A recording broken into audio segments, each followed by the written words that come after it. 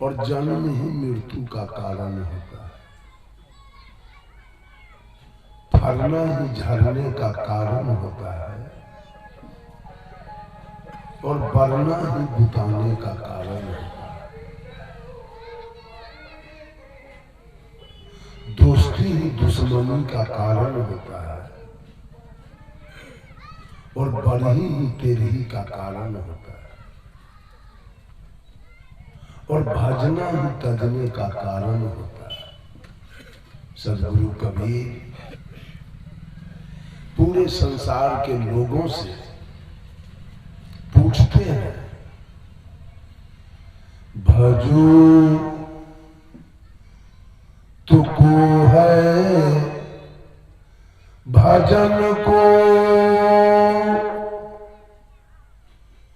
तजू तको है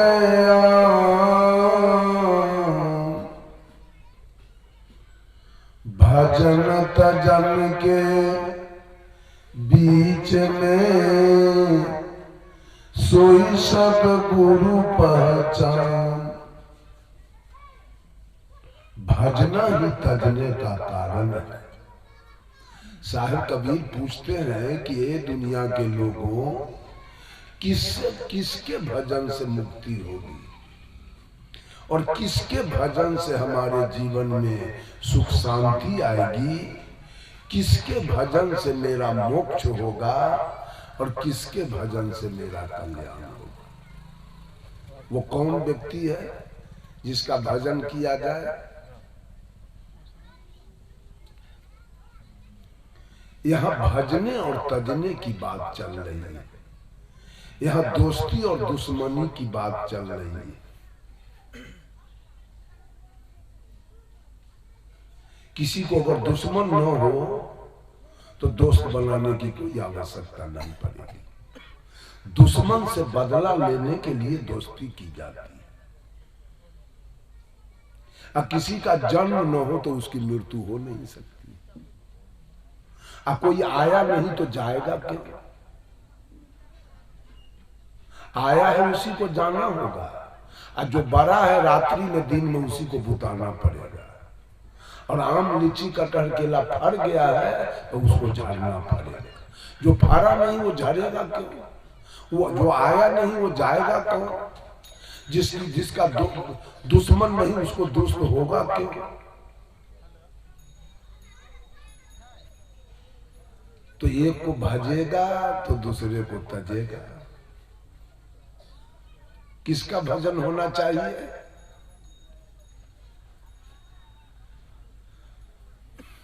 भजने वाले तजते हैं। आज राम के भजने वाले रावण को गाली पड़ते, कृष्ण को भजने वाले कंस को गाली पड़ते, पांडव के भजने वाले कौरव को गाली पड़ते, दुर्गा के भजने वाले महिषासुर को गाली पड़ते। एक तरफ राग और एक तरफ द्वेष। ये राग द्वेष की अग्नि में हिंदू, मुसलमान, सिख, ईसाई, पारसी, यहूदी, औरत, मर्द पूरा जल रहा है। भजन किधर है और भक्ति? साहब कबीर कहते हैं, कबीर यह जग जलते देखा, अपनी अपनी आग, ऐसा कोई ना मिला, जासो रही लाग। पूरी सृष्टि जल रही है। साहिब कबीर ने कहा, किसके निकट जाके शीतलता पाया जाए? रामानंदी कबीरपंथी को देख के जल रहा है, कबीरपंथी के लोग संत मत के लोग को देख के जल रहा है, आर्य समाजी गायत्री परिवार को देख के जल रहा है, जय गुरुदेव बाल युगेश्वर को देख के जल रहा है, जैन वाला बौद्ध वाला को देख के जल रहा है, ठाकुर अनुकूल चंद्र जी सदा फलदेव जी को देख के जल रहे हैं। कहां कहां भजन और भक्ति है। शास्त्र पुतोह से जल रही है, पुतोह सास से जल रही है, देवर भाभी से जल रही है, भाभी देवर से जल रही है, पिता पुत्र के चाल से जल रहा है, पुत्र पिता के चाल से जल रहा है, गुरु चेला के जाल से जल रहा है, चेला गुरु के चाल से जल रहा है। तो चारों तरफ एकदम जलन व्याधि की बीमारी है। किसका कल्याण होगा?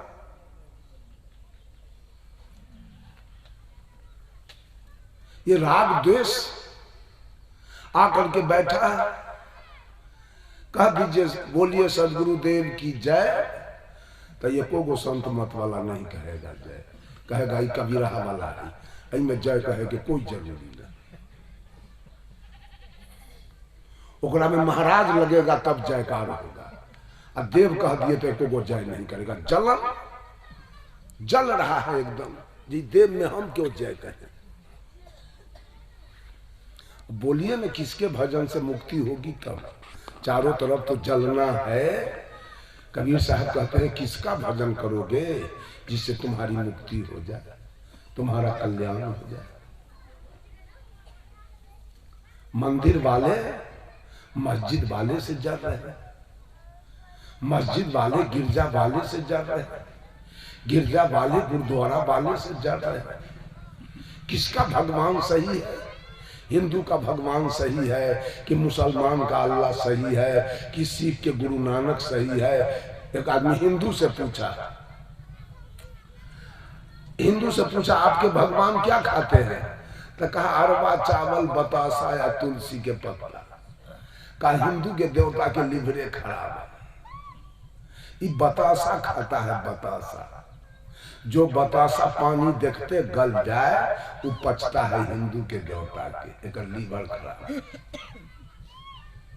मुसलमान से पूछा आपके अल्लाह क्या खाते हैं? कहा हमारा अल्लाह तो बकरी मुर्गी गाय भैंस ऊंट दुम्मा सब खाता है। कहा बात, आपके अल्लाह का लीवर खूब करगल है, वो सब कुछ पचाता है, लेकिन मौलवी साहब आपके अल्लाह का भी लीवर उतना बढ़िया नहीं है। कहा कैसे? तो शुगर में चर्बी होता है ज्यादा, वो अल्लाह के लीवर पर पास नहीं करता है। आपके अल्लाह का भी लीवर उतना बढ़िया नहीं। ईसाई से पूछा आपके ईसा मसीह क्या खाते? कहा हमारा तो गाय शुगर दोनों। वाह, आपके भगवान का लीवर बढ़िया है, वो गाय शुगर दोनों पचाता है। किसका भजन किया जाए? राम के। राम के भजन से मुक्ति मिल जाएगी। राम जी को मुक्ति मिला, राम जी को मुक्ति मिल गया, जो भजने वाले को मुक्ति मिल जाएगी। कृष्ण जी को मुक्ति मिल गया, हनुमान जी को मुक्ति मिल गया, भोला जी को मुक्ति मिल गया। अगर राम के भजने से हमारी मुक्ति होगी तो ठीक है, हम राम के भजन करते हैं। कहीं बीच में कृष्ण आ गए तो तब क्या नतीजा होगा? राम का मंदिर आपने बना लिया दरवाजे पर, खूब रामा रामा रामा रामा पढ़ते हैं। कृष्ण का तो नहीं बनवाए हैं, कृष्ण का मंदिर तो नहीं ना बनवाए हैं। कृष्ण आपसे खुश रहेंगे? राम के मंदिर बनाने वाले से कृष्ण जी खुश रहेंगे? कृष्ण के मंदिर बनवा लिए हैं तो हनुमान जी खुश रहेंगे? हनुमान जी के मंदिर बनवा लिए तो भोला जी खुश रहेंगे?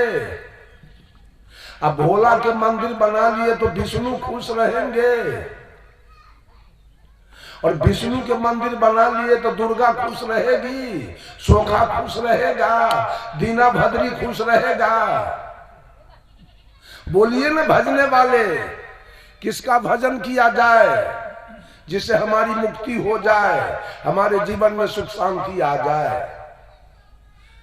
अच्छा, अपनों को रोटी देवता के तो नामों आप नहीं जानते हैं, पूजा तो अलग रहे, उसको तो छोड़ दीजिए। हम कहते हैं 50 गो देवता के नाम कोई आदमी खड़ा होकर गिना तो दीजिए, छोड़िए 56 करोड़, 50 गो के नाम गिनाइए तो इसमें से कौन है भजन भक्ति करने वाला? एक भी नहीं, सब राग द्वेष में जल के मर रहा है। सारे लोग राग द्वेष में जल रहे हैं। भजन तो अंदर होना चाहिए।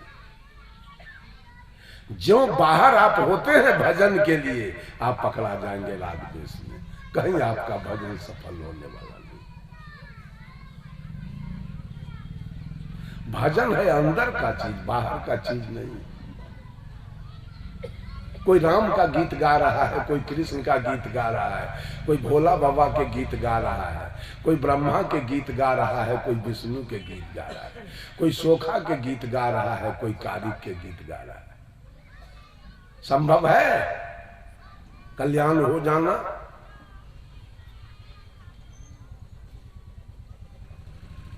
कहीं संभव नहीं है।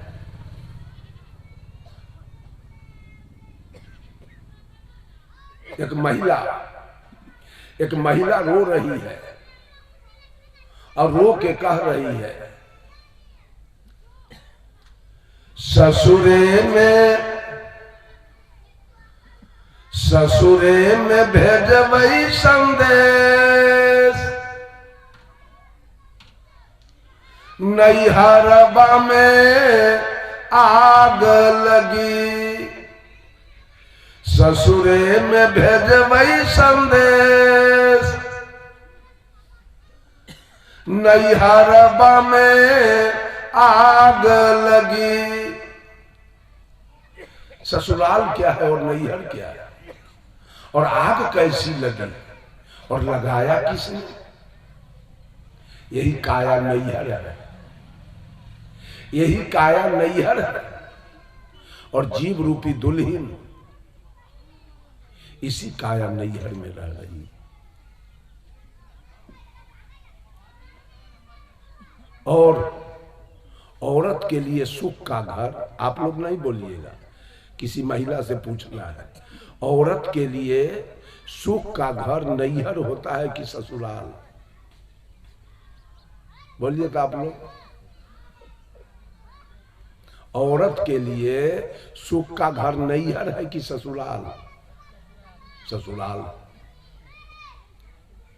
जब वो नैहर में रहती है विवाह से पहले, तो न उसका अधिकार जमीन पर है, न मकान पर है, न सोना चांदी पर है, न गाय भैंस पर है, न गाड़ी घोड़ा पर है, कहीं अधिकार नहीं। माता पिता भाई भाभी जो कपड़ा सिला के दे वो पहन लेती है, जो भोजन दे वो खा लेती है, कॉपी किताब खरीद के दे तो पढ़ती है ना, तो बेचारी बकरी चढ़ाती है, गाय चढ़ाती है, घास छीलती है, अधिकार कुछ नहीं। अब जिस दिन उसका विवाह हुआ, दूल्हा मिला, अब दूल्हा अगर मुखिया मिल गया तो मुखिया बन जाएगी कि ना? इलेक्शन लड़ना पड़ा। दूल्हा कहीं दरोगा मिल गया तो दरोगाइन कहेगी कि ना? दूल्हा कहीं डॉक्टर मिला तो डॉक्टरनी बनेगी कि ना? अब दूल्हा के नाव से 10 बीघा है तो 5 बीघा के मलकिनी बनेगी कि ना? बनेगी ना? बोलिए ना हाँ। लेकिन भाई अगर मुखिया बन जाए तो बहन मुखिया ही नहीं कहेगी। अब भाई के नाव से 500 बीघा है, तब बहन के उनमें से 1.5 बीघा का हक नहीं है। लेकिन दूल्हा के नाव से अगर 10 बीघा है तो 5 बीघा के मलकिनी बन सकती है। अब बोलिए, ससुराल है सुख का घर की नहीं है? ससुराल मोक्ष है, ससुराल आई काया है नहीं है, ये है दुख का घर। इसमें 3 दुख है, आदि, व्याधि, उपाधि, दैहिक, दैविक, भौतिक। एक तो प्राकृतिक दुख है दैविक, जिस प्रकृति को हम देवता कह के पुकारते हैं।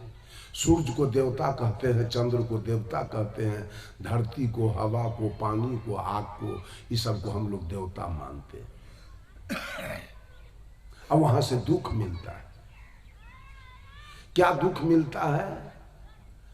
तो अभी शीतलहरी चल रही है, सुख है कि दुख? और कभी जेठ की दोपहरी आएगी, उसमें क्या होगा? अब भादों के अनहरिया रात आएगा, उसमें क्या होगा? दुख। अब पत्थर गिरेगा, भूकंप आएगा, ठनका गिरेगा, बिजली गिरेगी, तूफान आएगा, अतिवृष्टि होगी, अनावृष्टि होगा। ये सब क्या है? कभी आलू जल जाएगा, कभी गेहूं पकने के समय 7 दिन का झपसी पकड़ ले, कटाने के समय तो गेहूं सड़ेगा। मकई सुखाने के साथ जेठ में बारिश शुरू हो जाए तो मकई सड़ेगा। ये सब सुख है कि दुख? प्रकृति के तरफ से सुख है कि दुख? दुख।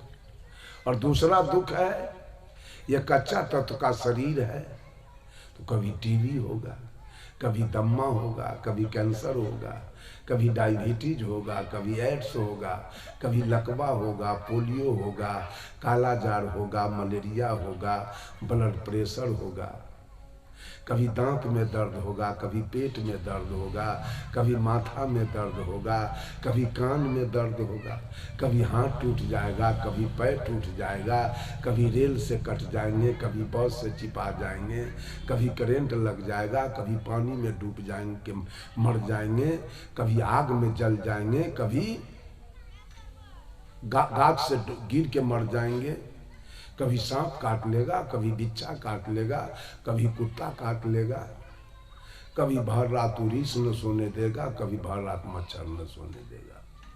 ये सब दुख है कि सुख? कभी नोचनी होगा, कभी कलकल होगा, कभी दिनाय होगा, कभी एक्जिमा होगा, कभी सर्दी होगा, कभी बुखार होगा। ये सुख है कि दुख? और तीसरा दुख उपाधि है। घर घर में सास पुतोह में झगड़ा, ननद भाभी में झगड़ा, गोतनी गोतनी में झगड़ा, पति पत्नी में झगड़ा, बाप बेटा में झगड़ा, चचा भतीजा में झगड़ा, दादा पोता में झगड़ा, साला बहनोई में झगड़ा, ससुर दामाद में झगड़ा, देवर भाभी में झगड़ा, भाभो भैंसुर में झगड़ा, भाई भाई में झगड़ा, जात जात में झगड़ा, जात पर जात में झगड़ा, हिंदू मुसलमान में झगड़ा, हिंदुस्तान पाकिस्तान में झगड़ा। ये तीनों दुख इसमें है। सुखिया के सब है, किसके पास ये तीनों दुख नहीं है?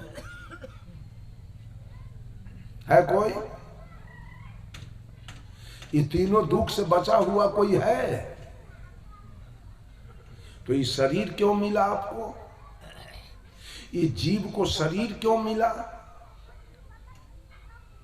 शरीर से सुख भोगने के लिए। शरीर से कोई सुख नहीं भोगा। कहाँ गई इंदिरा गांधी? कहाँ गए पंडित जवाहरलाल नेहरू? कहाँ गए राजीव गांधी? कहाँ गए संजय गांधी? कहाँ गए मोरारजी देसाई? कहाँ गए विश्वनाथ प्रताप सिंह? कहाँ गए चंद्रशेखर? कहाँ गए चौधरी चरण सिंह? कहाँ गए जगजीवन बाबू? देह का सुख कहाँ गया? ये देह सुख के लिए नहीं मिला था, देह से सुख भोगने के लिए नहीं मिला था। ये देह से कल्याण के लिए मिला था कि आप अपना कल्याण कर लीजिए। साहब कबीर कहते हैं, अवसर बहुत भलो रे भाई, अवसर बहुत भलो रे भाई। इतना बढ़िया अवसर आपको मिला है, मानव शरीर ज्ञान भूमि का, मोक्ष भूमि का कल्याण करने के लिए। तो आप शरीर से सुख पाना चाहते, ये औरत सब शरीर में इतना श्रृंगार करती है, अरे शरीर तो एक दिन आग पर चढ़ के जल जाएगा, कहां जाएगा श्रृंगार। कितनी सुंदर औरत सब आई, सबका शरीर जल गया। कितने सुंदर पुरुष लोग आए, सबका शरीर चिता पर जल गया। शरीर से सुख नहीं मिलेगा, शरीर के द्वारा सुख प्राप्त कर सकते हैं। जेल से सुख नहीं मिलेगा, चाहे जेल के खिड़की सोना का बन जाए, चौकट के मारी सोना का बन जाए, हथकड़ी सोना का लग जाए, तो कैदी सुख मानेगा? वहां सुख होगा? तो इस शरीर तो सेंट्रल जेल है, इस जेल में आप श्रृंगार करते हैं इसे सुख पाने के लिए। शरीर के द्वारा, भजन भक्ति ध्यान साधना के द्वारा आप सुख की प्राप्ति कर सकते हैं, लेकिन शरीर से सुख नहीं। कबीर साहब बीजक से कहते हैं, तर के घाम ऊपर के भूभरी, छाह कतहु नहीं पायहूं हो, ऐसे ही जानी पसीझहूं सीझहूं, कसन छतुरिया छायहूं हो। गुरु भव ढील गोनी भई लचपच, कहा न मानहूं मोरा हो, ताजी तुर्की कबहू न साधहूं, चढ़हूं काठ के घोड़ा हो। ताल झांझ भल बाजत आवे, कहरा सब कोई नाचे हो, अजही रंग दुल्हा ब्याहन आए, दुल्हन ते ही रंग रांचे हो। नौकाय छैत खेबे नहीं जाने, कैसे कलग बहु तीरा हो, कहे कबीर राम रस माते, जोलहा दास कबीरा हो। कहते हैं तर के घाम, कहा जब जब कर्म बिगड़ेगा तो जाओगे गर्भ में, चाहे चार खानी के कोई जीव के गर्भ में जाओगे, कर्तव्य बिगड़ेगा तब। और जब गर्भ में जाओगे, कोई हवा ब्यार 9 महीना 11 महीना 12 महीना कोई हवा ब्यार वहां नहीं मिलेगा। उल्टा टंगा के रहोगे, पैर ऊपर मुंह का नाक नीचे, और कोई हवा व्याकुल होके मरोगे 9 महीना 11 महीना दुख से। तर के घाम और ऊपर के भूभरी, अब भूभरी माने होता है धूप। और जब मां के गर्भ से बाहर आ जाओगे तो पूरे जिंदगी जल के मरना पड़ेगा। सारी सृष्टि जल रही है, साधु लोग जल रहे हैं, प्रधानमंत्री नरेंद्र मोदी जल रहे हैं, मुख्यमंत्री जल रहे हैं। कहीं जाके देखिए तो चैन, किसी से जाके पूछिए जो चैन में है ना, सुख में है ना, अब ना कुछ चाहिए।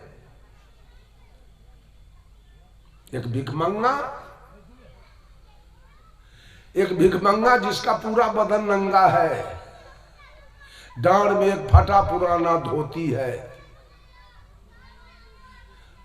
मोचदार ही केस धूल कण से भरा हुआ है अभद्र के जैसे, पैर नंगा है, कोई चप्पल जूता नहीं, हाथ का नाखून पैर का नाखून अभद्र के तरह बढ़ा हुआ है।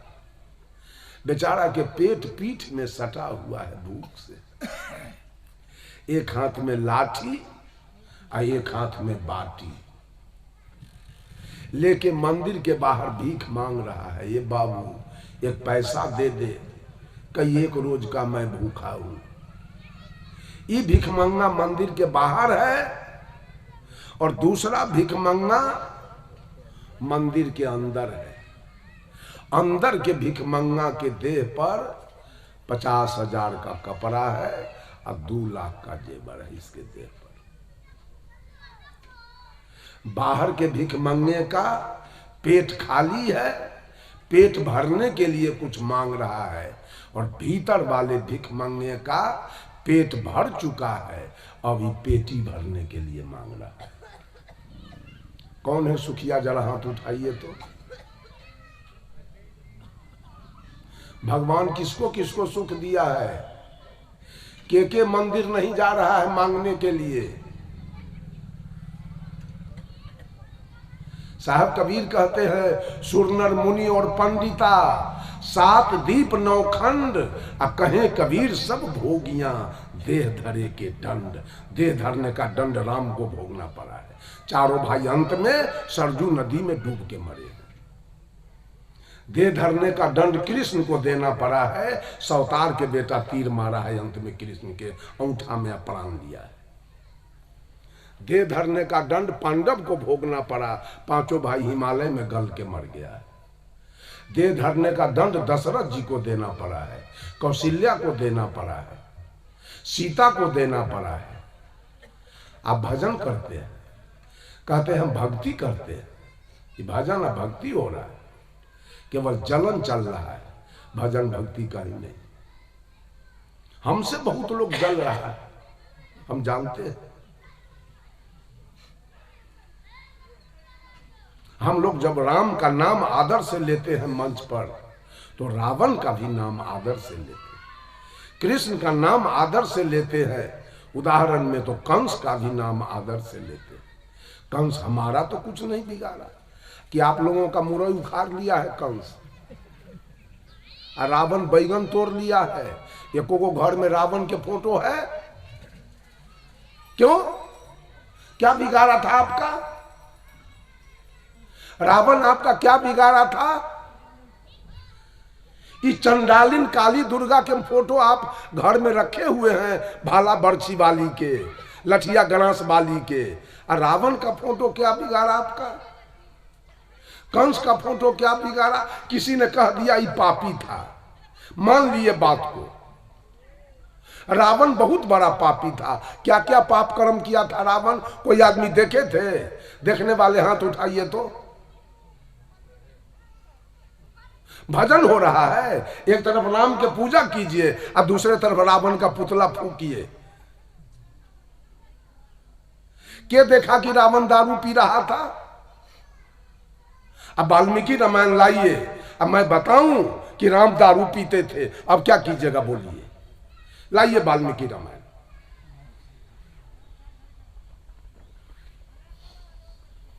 जब राम को वनवास हुआ है तो राम के साथ जानकी चली है और लखन लाल जी चले हैं। जब अयोध्या से निकले हैं तो अयोध्या जाना है चित्रकूट वनवास में, तो आगे राम के मित्र निषाद राज का घर है, इनका नाम है गोराज। जब राम तीनों मूर्ति जा रहे थे तो निषाद राज खड़ा होकर देख रहा था। वाल्मीकि रामायण के अयोध्या कांड में देख लीजिएगा। अभी तो श्लोक संख्या हमको याद नहीं है, श्लोक याद है, संख्या हम भूल गए। जा रहे थे तो निषाद राज कर जोड़ के खड़ा है, दोस्त मित्र इधर कहां चले हो? कहा मित्र आपको मालूम नहीं है, हमको तो 14 बरस का सजाए हो गया, अब मैं जा रहा हूं सजाए भुगतने चित्रकूट।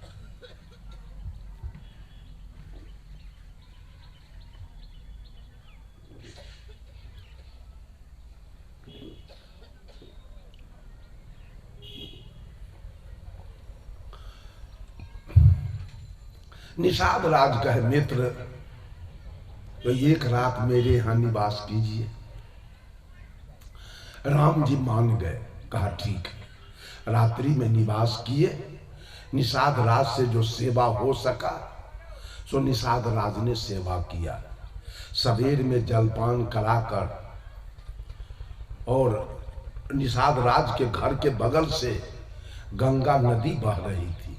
निषाद राज तीनों को नौका पर बैठाए, हाथ में पतवार लिए, अब मार रहे हैं पतवार और नौका बढ़ रही है। जब बीच गंगा में नौका गई है तो सीता जी गंगा से वंदना करती है। वाल्मीकि रामायण का श्लोक है, सुराघट सहस्त्रेण मांस भूतौदनेन च यक्षे त्वां प्रियतां देवी पुरी पुनरुपालता।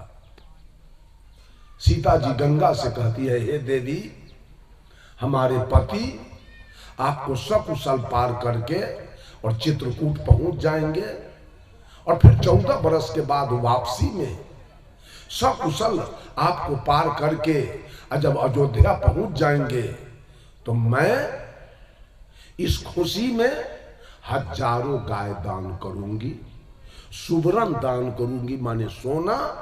देवी 1000 घड़ा शराब और मांस और भात से मैं तुम्हारी पूजा कर दूंगी। लाइए वाल्मीकि रामायण। रावण को पापी कहने वाले लोग। और वहां से जब चले हैं आगे तो भारद्वाज मुनि का आश्रम है। भारद्वाज मुनि भी राम को रोके हैं। इधर कहाँ चले हैं प्रभु? कहा कि हमको वनवास हो गया है, तो एक रात मेरे यहाँ रहिए। कहा ठीक है। एक रात रह गए, फिर निकल गए। राम को वनवास हुआ तो भरत जी राजगद्दी, भरत राज किसको मिला? भरत को। भरत जी राज किए क्या? नहीं न किए।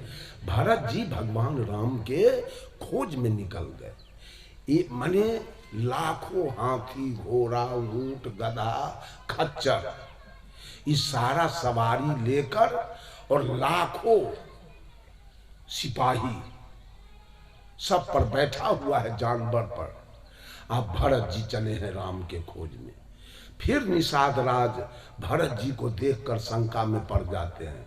भरत जी, आपको तो राजगद्दी मिला, आपको तो राज करना चाहिए, इधर कहाँ जा रहे हैं? मेरे मित्र को मारने जा रहे हैं। कहा नहीं निषाद राज, ऐसा गलतफहमी में मत रहिए, ये सारी गलती मेरी माँ कैकई ने किया है। हम तो भैया को बुलाने जा रहे हैं, भैया आएंगे वही राज करेंगे, हम राज न करेंगे। तो उनको भी कहा निषाद राज, तो एक रात मेरे यहाँ रहिए। वो भी राज। कल होके वहां से विदाई हुई तो फिर वहां से निकले। अब भारद्वाज मुनि के आश्रम से 2 किलोमीटर पहले भारद्वाज जी ने सारे सेना और सारे जानवर को, सवारी को रोक दिया। आप लोग रहो यहाँ। नीति कहता है कि तुम लोग जाओगे वहां, अब भारद्वाज मुनि के बगीचा को उजारोगे तो श्राप दे देंगे, तो हम मुश्किल में पड़ जाएंगे। तू लोग रहो यहाँ, अब मैं अकेले जाता हूं, ऋषि से पहले भेंट करूंगा। भरत जी वहां गए तो ये भी शंका में पड़ गए भारद्वाज मुनि। कहा भरत जी, आपको तो राज करना चाहिए, आप भगवान को मारने के लिए जा रहे हैं क्या? कहा नहीं ऋषिवर, ऐसी बात मत बोलिए, ये गलती मेरी माँ की है। माँ ने भैया को वनवास करवा दिया, मैं राज नहीं करूंगा, जाता हूं भैया को बुलाने। तो भारद्वाज मुनि कहे तो एक रात मेरे यहाँ रह जाओ।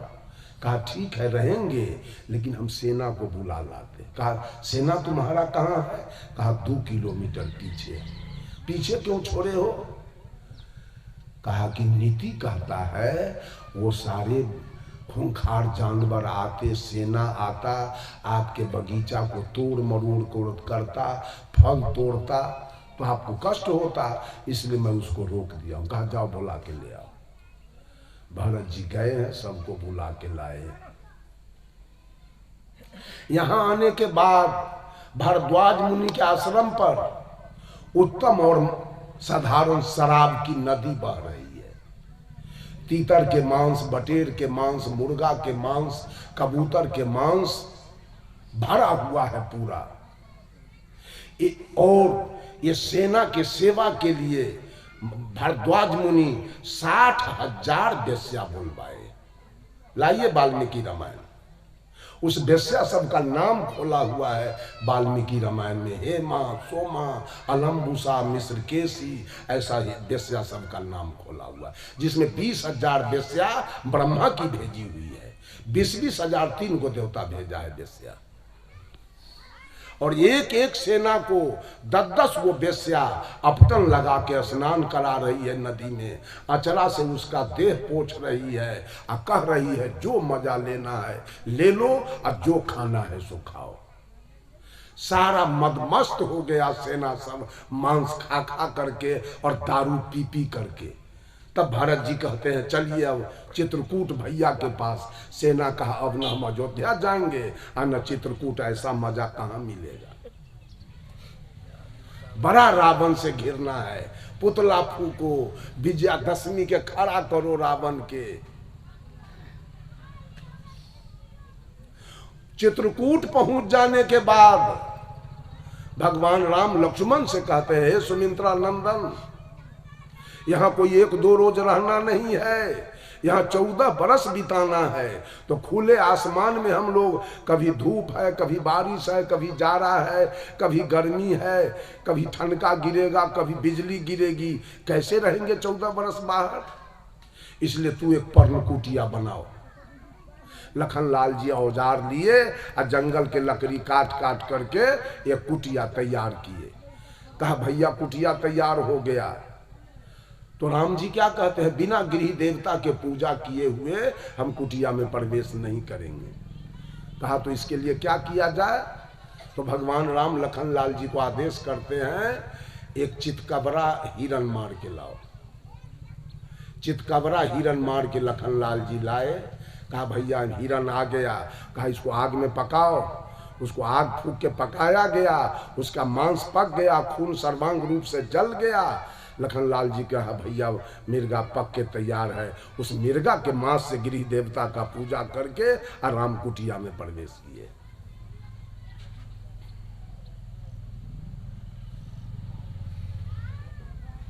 अब पापी कौन ठहरेगा।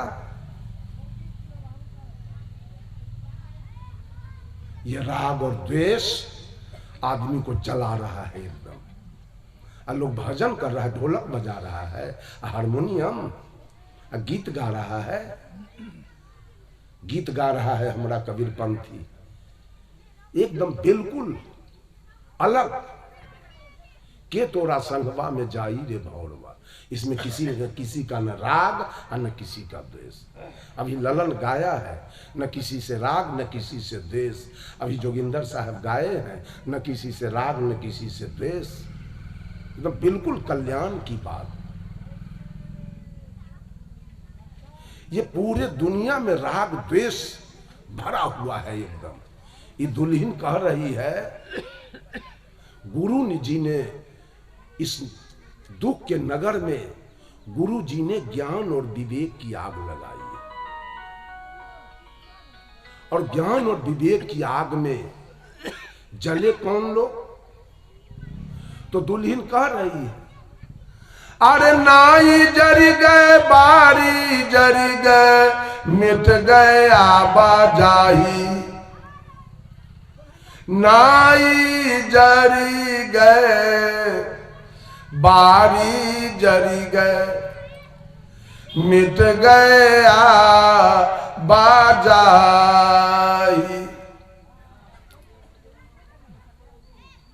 पार परोसिन उनहू जरी गए, के मोरा बतिया चलाई। नैहरबा में आग लगी, ससुरे में भेजबै संदेश। नैहरबा में आग लगी। आग जो लगी उसमें जरे कौन, तो नाई जरी गए। नाई माने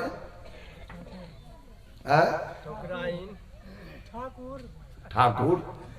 ये काटे वाला। अब वारिस माने, वारिसान माने लड़की के पिता, गार्जियन। गांव में किसी की बेटी जवान है, जुबती है, विवाह करने योग्य, और नाई का नजर उस लड़की पर पड़ जाए तो नाई के मन में उस लड़की को देखकर सुख होगा कि दुख? सुख होगा। वो समझेगा ये विवाह करने योग्य हो गई, अब इसका विवाह होगा, उसमें हमको आमदनी होगा। और जवान बेटी पर पिता का नजर पड़े तब उसको दुख होगा।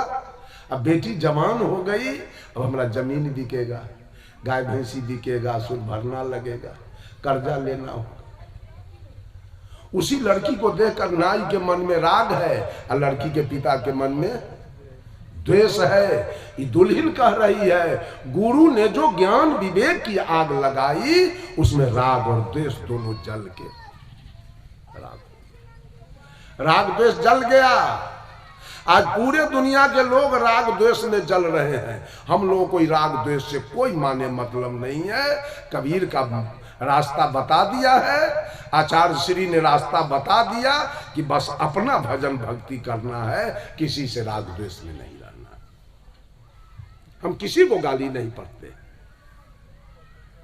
एक को भी मैं गाली, मुसलमान अल्लाह को भी मैं गाली नहीं देता हूं। मोहम्मद साहब ने कहा था कि औरत पराई मर्दों से, अब मर्द पराई औरतों से अपनी निगाहें बचा के रखे और अपने सर्वगाहों की रक्षा करे। क्या मोहम्मद की बानी गलत है? ही कहा जुआ और शराब, मोहम्मद साहब ने कहा जुआ और शराब शैतानी काम है। ये गलत है क्या? आप गलत कहते हैं तो सबको, सब गलत है, सबका रास्ता गलत है और सही है तो सब। इसमें अलग अलग हम लोग नहीं करते हैं।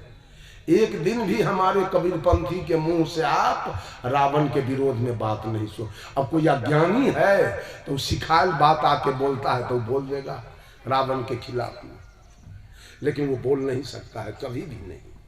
कंस के खिलाफ में कभी बोलेगा नहीं कबीरपंथी, क्योंकि न कहीं से हमारा राग है, न किसी से दोस्ती है, न हमारा किसी से दुश्मनी है। हम काहे राग द्वेष में फंसेंगे? कह रही है मिट गए आवाजाही। जब राग द्वेष मिट गया तो नैहर ससुराल का आना जाना छूट गया ना। ये गर्भ और श्मशान का आना जाना कब तक है? जब तक दिल में राग और द्वेष बैठा हुआ है तो आना जाना है। राग द्वेष कह रही है पार परोसिन उनहु जरी गए के मोरा बतिया चलाई नैहर। गर्मी बहुत दिया।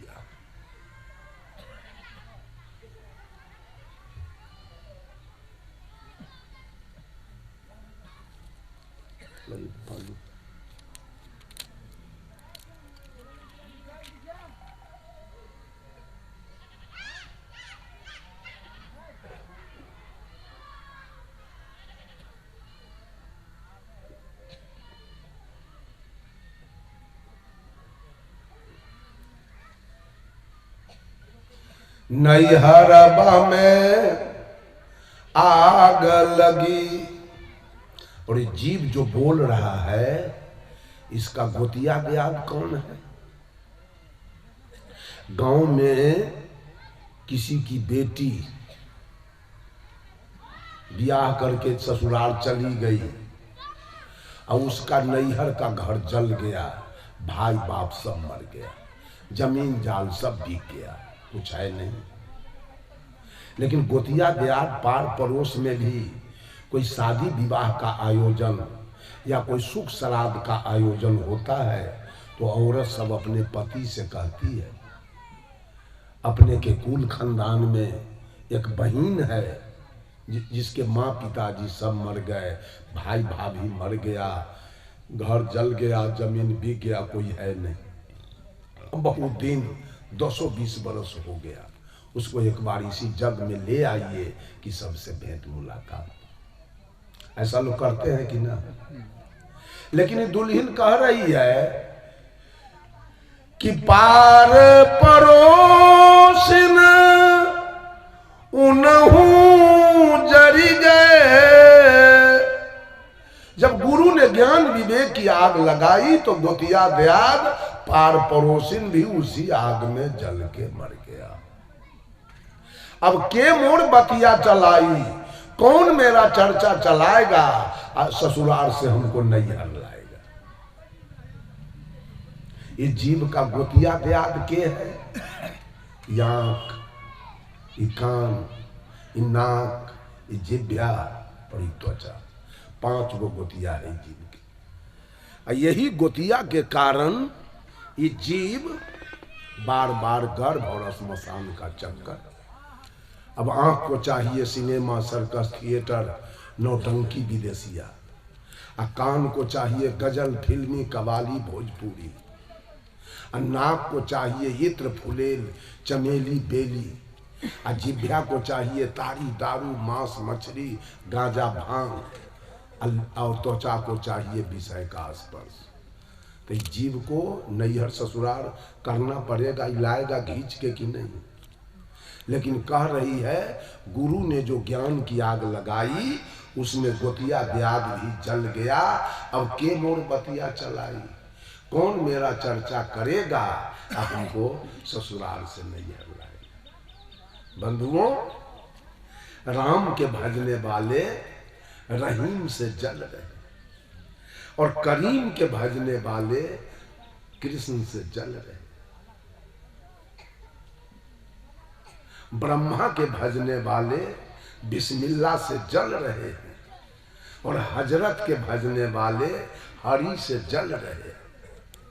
महादेव के भजने वाले मोहम्मद से जल रहे हैं और काशी जाने वाले काबा से जल रहे हैं और मथुरा जाने वाले मक्का से जल रहे हैं और गंगा नहाने वाले जमजम से जल रहे हैं। अब बोलिए भजन किसका चल रहा है? भजन किसका किसका हो रहा है? हिंदू के कि मुसलमान के, सिख के कि ईसाई के? किसका भजन सही है?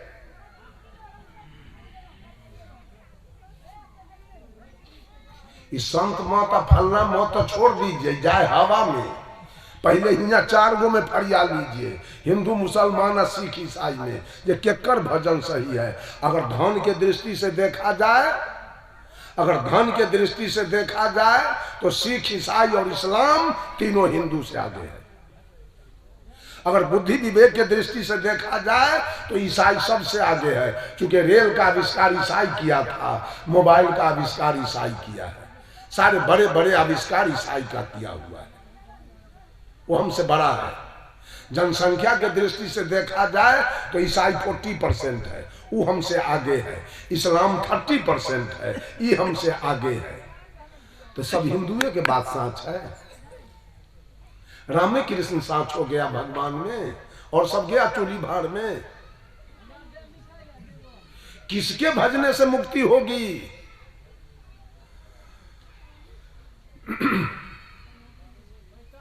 गौर किया जाए, हम सब का भजन करते हैं। राम के गीत गाते हैं, कृष्ण के गीत गाते हैं, सोखाकारी के गीत गाते हैं और अब सब छठी माई के गीत गाती है। तेलावाला में गेली हो दी,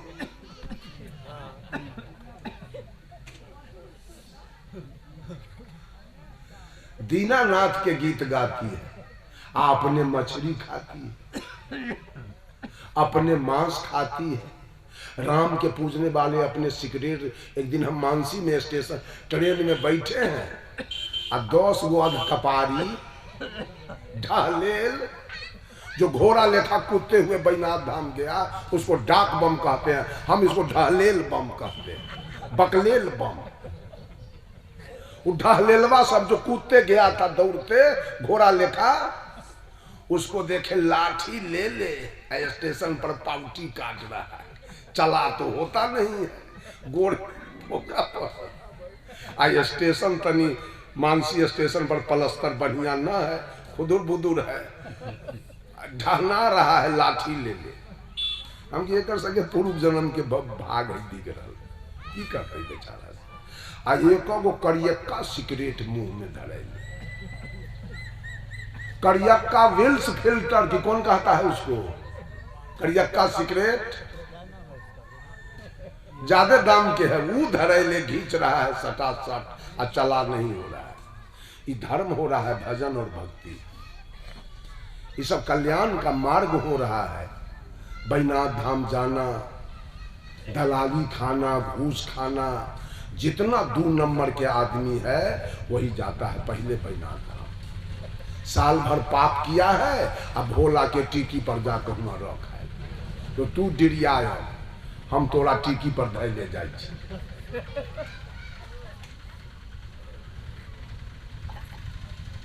धर्म सब हो रहा है, लोग सब धर्म कर रहा है।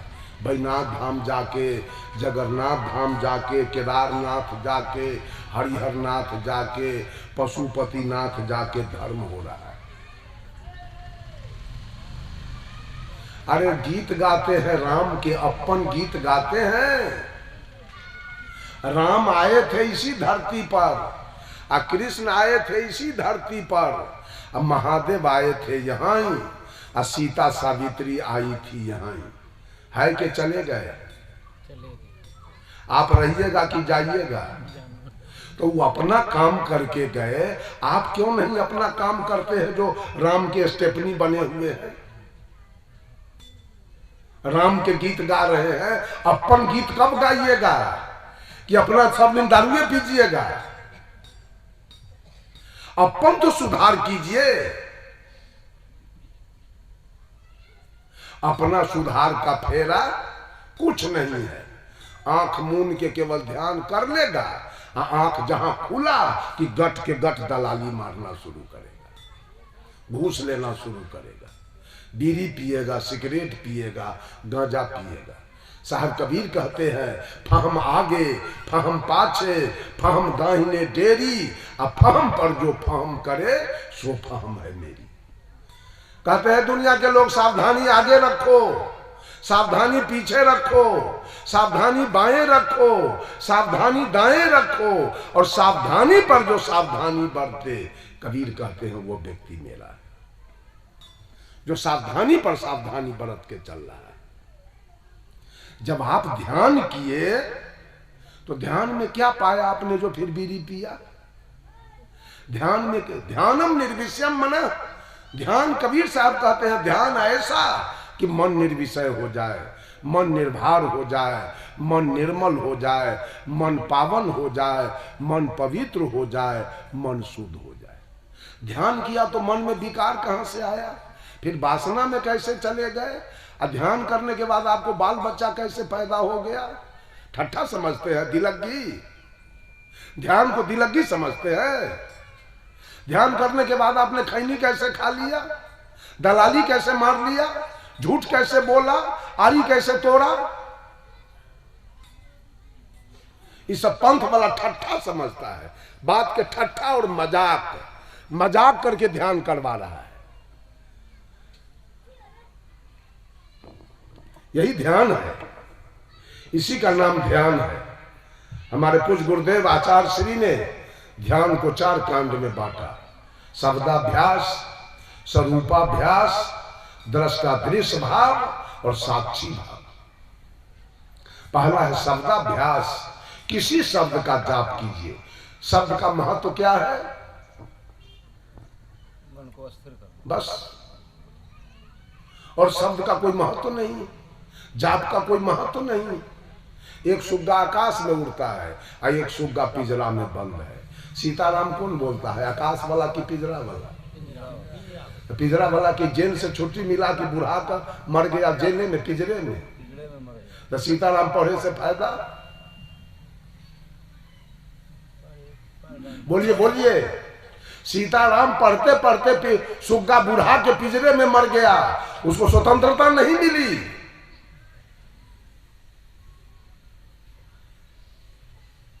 सीताराम पढ़ने से मुक्ति। सीता कौन थी? सीता कौन थी? जनक की। राम कौन थे? बेटा।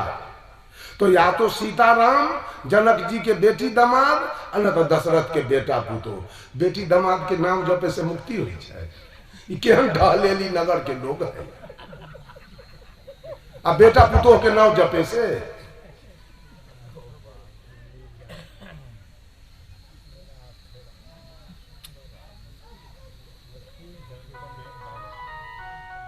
कबीर के विचार सुनिएगा तो दिमाग सही हो जाएगा एकदम।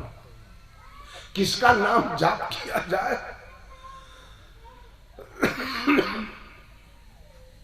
कबीर साहब कहते भूख भूख कुकुर मर गयो, काज नए को सियार से भयो। रात में गीदड़ कहां बोलता है? कुतवा। कुतवा गिदरबा के भेंट है? ना भेंट। अब भेंट हो जाए तब या तो 4 पटकन ही उसको रख दिया, ना तो वो है काम तमाम। तो कुतवा जो गीत गाते गाते भूखते भूखते मर गया, भगत गाते गाते 8 जाम 56 घंटा 48 घंटा गर्दन में चुन्ना लगा लिया। गिद्दर कन्ने है वो भगवान रूपी गिद्दर के कौन ठिकाना है? बिना गिद्दर बोलो ये बन में गांव में भूख का कुत्ता मर गया प्राण तेज देलक, गिद्दरबा से कोई भेंट ना हुआ। भगवान से भेंट गीत गाते गाते मर गए। अनुमान से गाते हैं। भोला बाबा के गीत अनुमान से और सब गाती है जाग जाग। ओकरा देखलक सुतैती, ओकरा कहे छे जाग। अब कपारी सब कहां के? पहले भजन हो रहा है, भक्ति हो रही है, बिना पते ठेकान के। कोई कुमारी या लड़की से पूछा जाए कि बउआ तोरा दूल्हा के की ना हो, की बताते? की बताते? पता ठेकान हो?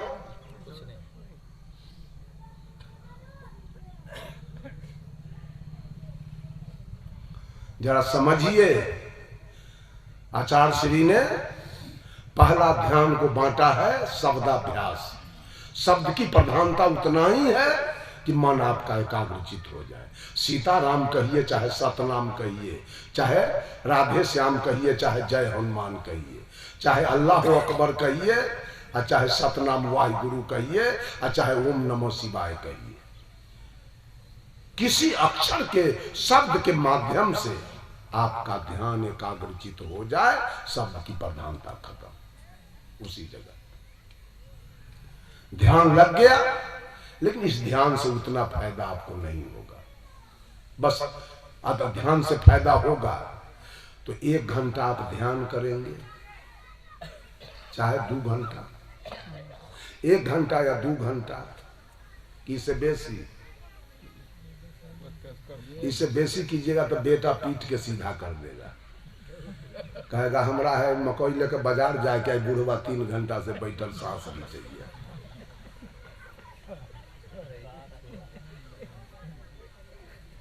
ध्यान कीजिएगा 1 घंटा न तो 2 घंटा। अब ध्यान टूटेगा तो ध्यान किए तो मन भाग गया वहां अशोक के घर पर, अब ध्यान खुला तो दौड़ के यहाँ। तो 2 घंटा ध्यान, 2 घंटा जाप, 22 घंटा पाप। ये जाप पाप मेकअप कर जाएगा। देखिए तो ध्यान वाला के ध्यान टूटा तो कितना पाप करता है। 2 घंटा जाप और 22 घंटा पाप मेकअप कर जाएगा? नहीं न किया। औरत सब लड़का के बचपन में चटनी खरीद के देती है खेलने के लिए, तो लड़का चटनी लेके लकड़ी के रहता है ना, खेल लेता है। कब तक खेलता है लड़का चटनी से? जब तक लड़का को माँ का दूध पीने का भूख न लगे। खेल लिया, और जब भूख लगेगा तो छिहुल के चटनी फेंक देगा और चिल्लाएगा। कितनों कहिएगा बउआ रे, भूत रे, भकोलवा रे, या रे, अब नहीं लेगा हाथ में चटनी, अब उसको दूध चाहिए। कितनों रगड़ के आप मर जाइएगा, वो चटनी नहीं रखेगा। कहीं जाप ताप है चटनी, इससे पेट उठ भरने वाला नहीं है, कुछ नहीं होगा इससे। बुझ गए? ये चटनी है लड़का वाला, लड़का को अब दूध चाहिए, अब चटनी से काम चलने वाला नहीं है। अन्ना तो जाप करना है मुक्ति पाने के, 24 घंटा कीजिए, झाड़ा पैखाना बंद कीजिए, भोजन पानी बंद कीजिए, जाप करते रहिए, तब आपका कल्याण हो जाएगा। चूंकि मन एक सूत्र में बंधा रहेगा, वो किधरों जय दे न करेगा जो आपसे कोई पाप होगा। ऐसा हो सकता है कभी?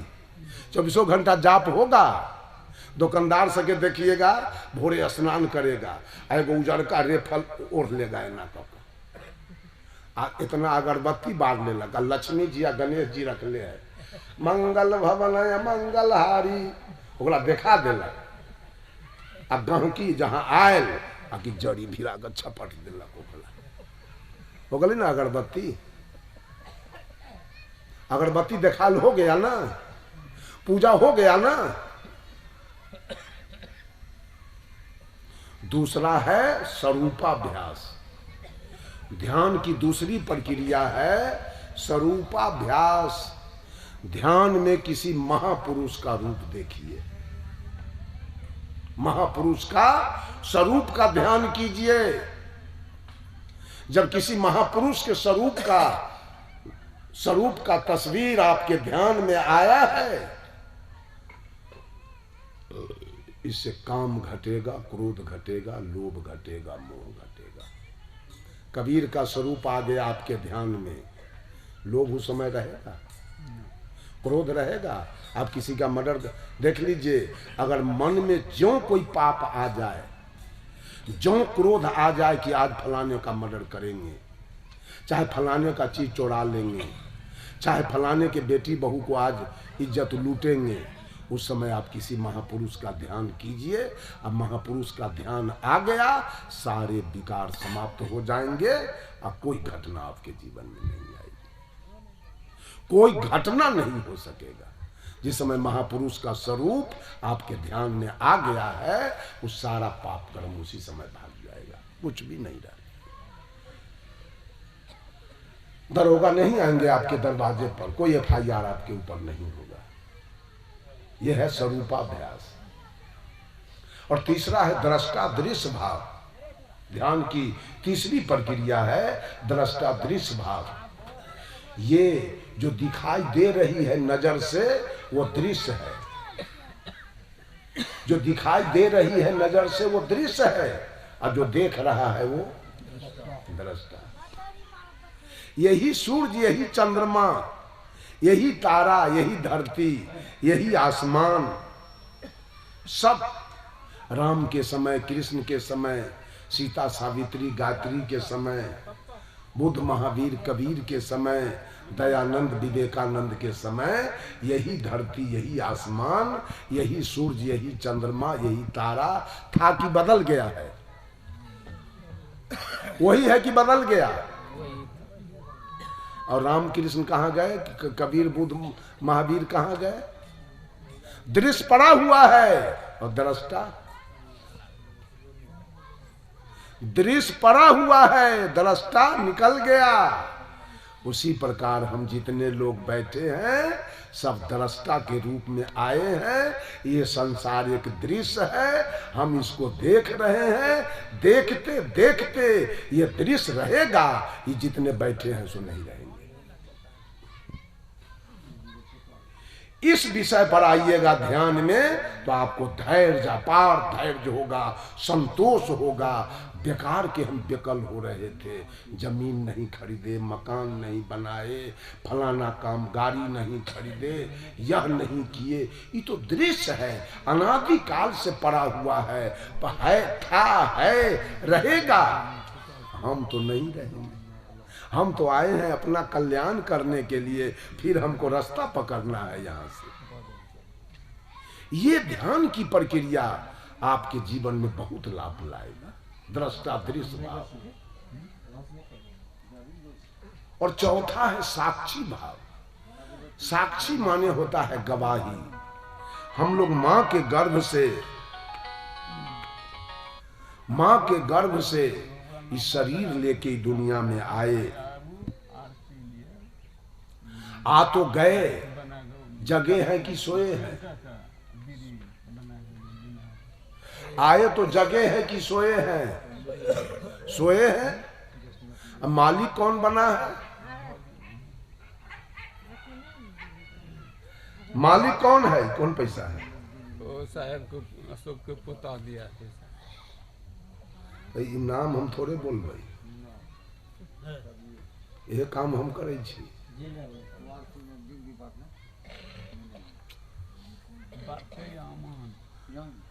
आके यहाँ सो गए। मालिक बना है मन और गुलाम बना है तन। साहब कबीर कहते हैं, ताल झांझ भल बाजत आवे, कहरा सब कोई नाचे हो। अजही रंग दुल्हा ब्याहन आए, दुल्हिन ते ही रंग राचे हो। जैसे गांव में किसी के बेटी का विवाह है, बरियात आ गया है, उसमें बाजा बढ़िया बढ़िया आ गया है, और जब वो बाजा बजाता है तो गांव भर के नौजवान सब उसमें डांस करता है, नाचता। साहब कबीर कहे, काल आया ऐसा सुंदर ताल झांझ बजाया कि कहरा सब कोई नाचे हो, सारे जीव को नचा दिया, सब नाच गया उसके ताल पर। जही रंग दुल्हा ब्याहन आए, दुल्हा जाता है जब विवाह करने तो मोच में पट्टी छटवा लेगा हजाम से, ये केस में पट्टी छटवाएगा, यहाँ चंदन करेगा, आंख में काजल लगाएगा, लगाता है ना, बढ़िया शर्ट पैंट कोट पहनेगा, बढ़िया जूता मोजा पहनेगा। दुल्हा की गाड़ी लाल पियर हरियर फूल से सजी है, मौरी सजा हुआ है, डाला दौरा सजा हुआ है। दुल्हा सज के गया है दुल्हन से मिलने के लिए, तो उधर दुल्हन भी सज के एक से एक सोना चांदी के जेवर उसके शरीर पर है। दुल्हन के शरीर पर एक से एक कीमती कपड़ा है। दुल्हन का मड़वा लाल पियर फूल से सज के तैयार है, दरवाजे पर डेकोरेशन लगा हुआ है। अर्थात जिस कबीर का कहना है, जिस रंग में दुल्हा गया उसी रंग में उधर दुल्हन भी दुल्हा से हाथ मिलाने के लिए तैयार है। कहने का भाव, जिस रंग में मन रूपी दुल्हा उसी रंग में तन रूपी दुल्हन। यही दोनों का रोजगार तो दुनिया में चल रहा है, दुल्हा दुल्हन के। दुल्हा चाह खैनी खाएंगे और दुल्हन अगर तैयार न करे तो दुल्हा के काम पूरा होगा मन के। तो दुल्हा ऑर्डर करता है और दुल्हन उसको करती है काम। दुल्हा चाह मांस खाएंगे और दुल्हन अगर कसैया के निकट ही शरीर न जाए तो दुल्हा का काम पूरा होगा। दुल्हा चाह डकैती में जाएंगे और शरीर दुल्हन न जाए डकैती में, कुछ होगा? यही दुल्हा दुल्हन के रोजगार के चलते, मौन और तौन के रोजगार के चलते इतना बम पिस्तौल रिवाल्वर बंदूक लठिया गलास भाला बर्छी फरसा जितना चीज औजार बना है, किसके लिए? अगर जीव जगा रहता तो ये को औजार का जरूरी नहीं था, जेल का जरूरी नहीं था, थाना का जरूरी नहीं था, कोर्ट कचहरी का जरूरी नहीं पड़ता। ये तौन और मौन के गुलामी के चलते ये सब कुछ बन के तैयार हुआ। साहब कबीर कहते हैं, साक्षी बनो जगो, आई मौन और तौन के रोजगार के तुम देखो ये क्या हो रहा है। यह है साक्षी भाव। अंत में ध्यान की चौथी प्रक्रिया। सोचे आंख मूंद ले लिया, बात खत्म। साहब जी कह रहे थे, धर्म स्वरूप साहब जी एक दिन गए कहीं कार्यक्रम में, तो बगल में संत मत का कार्यक्रम भी हो रहा था। तो संत मत में जो लोग आए थे उनके चेला चटिया, वो सवेरे चले गए स्टेशन कि कहीं गाड़ी छूट जाए धोखा से, वहीं रहेंगे। वहीं आराम करेंगे, वहीं गाड़ी पकड़ेंगे। सब वहां गया। साहेब जी भोर में ये भी स्टेशन चले गए गाड़ी पकड़ने। तो लोग सब स्तुति किया, प्रार्थना किया, पराती भी गा लिया। तब साहेब जी पहुंचे तो क्या कहता है, वो पलना भाई, वो ध्यानो कहिए ली तो टंटा टूटिए जाए।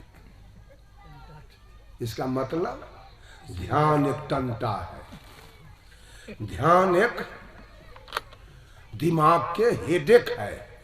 इसको भी कर लीजिए कि हेडेक समाप्त हो जाए, खत्म हो जाए। यही बात लोग ध्यान को समझ रहा है। ध्यान तो इतना उत्तम चीज है जिसका वर्णन नहीं, लेकिन ध्यान किया कहाँ जा रहा है।